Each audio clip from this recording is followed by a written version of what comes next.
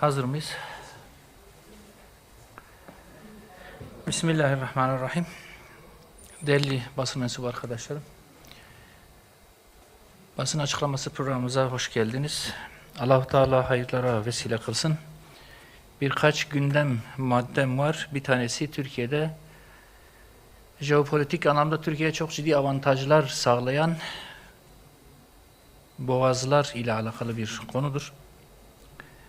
Gazze ve son olarak Lübnan örneğinde görüldüğü gibi başta sivil yerleşim alanlarına yönelik olmak üzere saldırı, işgal, soykırım odaklı katliamlar, yıkım, aç bırakma gibi insanlık dışı uygulamalar Siyonistlerin günlük rutinleri haline geldi. Katil rejim yıkım ve katliamlarına karşı gösterilen insani tepkilere dahi küstahça tehditler savurmaktadır.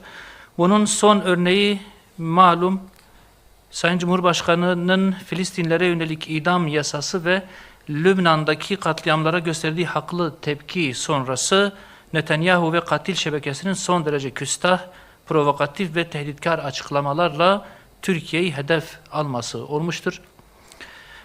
Tüm bölge ülkeleri Siyonist saldırganlığın hedefinde ve tehdidi altındadır. Yaşanan gelişmeler bu katil rejime karşı somut adımlar atılmasını bölge ülkeleri için zaruri bir noktaya taşımıştır. Türkiye'nin de bir takım adımlar atarak diğer ülkelere öncülük etme vakti gelmiştir diye düşünüyoruz. Değerli arkadaşlar, nitekim Türkiye'nin 2 Mayıs 2024 tarihli Siyonist rejimle ticari ilişkileri yasaklama kararına binaen Siyonist Maarif gazetesi gemilerin İstanbul ve Çanakkale boğazlarından geçmesinin engellenmesi veya Türkiye hava sahasında uçuş yasağı getirmesi halinde durumun daha da kötüleşebileceğini belirtmiş. Bunun altını özellikle çizmiş ta o tarihte. Saldırganlık ve soykırımdan sınır tanımayan bu katil rejim, katil Netanyahu ve soykırımcı terör çetesinin diğer yöneticilerinin son pervasızlıkları da dikkate alındığında Türkiye tam da Siyonist gazetenin o gün endişeyle dile getirdiği adımları atmalıdır. Bir an önce bu yola girmelidir diye düşünüyoruz. Değerli arkadaşlar, İstanbul ve Çanakkale boğazları deniz ticareti açısından Türkiye'ye önemli jeopolitik avantajlar sağlamaktadır. Türkiye hem boğaz geçişlerini hem de hava sahasını Siyonist İsrail menşeli veya bağlantılı tüm geçişlere derhal kapatmalıdır. Türkiye'de boğazların ve hava sahasının Siyonist menşeli geçişlere kapatılması önemli bir adım ve etkin bir baskı unsuru olacaktır diye düşünüyoruz ki Siyonist şebeke de Türkiye'yi tehdit etmenin ne anlama geldiğini daha şimdiden görsün, ne ile karşılaşacağının şimdiden farkına varsın diye düşünüyoruz. Değerli basın mensubu arkadaşlarım, kadın eğitimi ile alakalı da kadınların eğitimlerine dair de bir hususa değinmek istiyorum. Dünyanın birçok ülkesinde kadınlara özel üniversiteler uzun yıllardan beri aktif olarak faaliyet göstermektedir. Bu üniversiteler kadınların akademik ve mesleki gelişmelerine önemli katkılar sunmaktadır. Bazı ülkelerde bu üniversiteler kadınların akademik becerilerini geliştirmeye odaklanırken bazıları bilim, teknoloji ve eğitim alanlarında kadınların güçlenmesini hedeflemekte, bazıları ise kadınlara yüksek öğretime erişim konusunda özel imkanlar sunabilmektedir. Amerika Birleşik Devletleri, Güney Kore, Japonya ve İran'daki örnekler kadın üniversitelerinin belirli bir kültüre özgü olmadığını, farklı coğrafyalarda farklı ihtiyaçlara cevap veren bir model olarak ortaya çıktığını göstermektedir. Kadın üniversiteleri kadınlara akademik hayatlarında farklı bir imkan sunarak eğitimde çeşitliliği artıran, bireysel tercihlere saygıyı esas alan ve fırsat eşitliğine dayalı bir modeldir. Her kadın kendi hayatına, değerlerine ve beklentilerine uygun eğitim ortamını özgürce seçebilmeli ve biz onlara bu imkanı sunabilmeliyiz.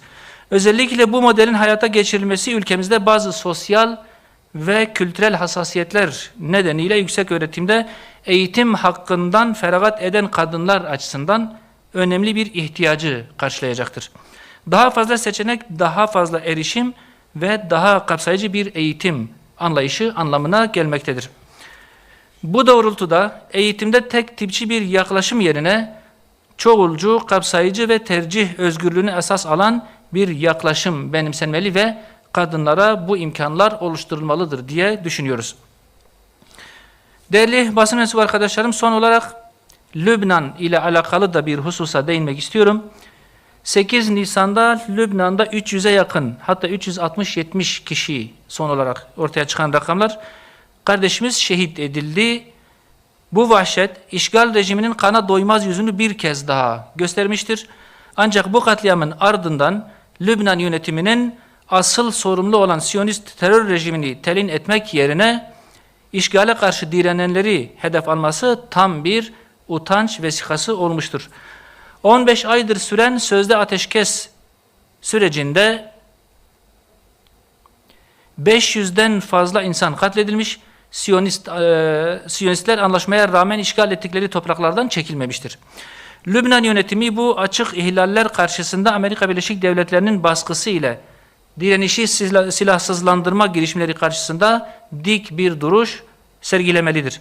Silahın devlet tekelinde olması teoride doğru bir prensip, doğru bir esastır. Ancak kendi vatandaşını her gün katleden Siyonistlere tek bir kurşun dahi sıkmayan ve izinsiz tek bir silah alamayan bir ordunun koruyamadığı halkı kim koruyacak? Ya da bu iradeye sahip olmayan bir orduya ordu demek ne kadar doğru, tartışılması gereken bir husus.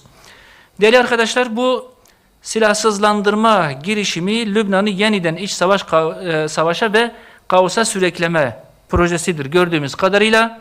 Siyonistlerin planı tam da budur.